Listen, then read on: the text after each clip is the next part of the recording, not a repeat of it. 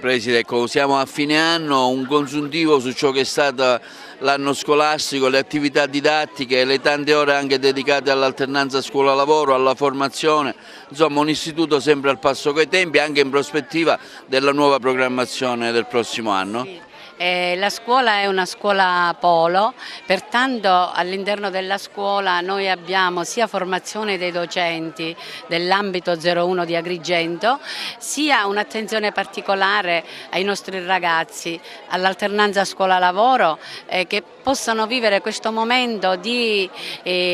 lavoro e di apprendimento pratico, laboratoriale in maniera costruttiva per il loro futuro, perché ciò li avvierà chiaramente al lavoro, alla non disoccupazione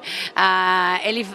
farà acquisire ai ragazzi quelle competenze chiave che permetteranno loro di affrontare nella situazione dove andranno ad operare con competenza il lavoro che devono svolgere, ma tanti altri progetti, non come parcellizzazione di progetti, ma un progetto unico di scuola che ha portato i nostri ragazzi a vivere come questa mattina momenti di incontro con autorità, abbiamo fatto il progetto, abbiamo realizzato il progetto differenziata con anche assessori dell'ente comune, ente provincia, con tutto il territorio in maniera sinergica e fattiva.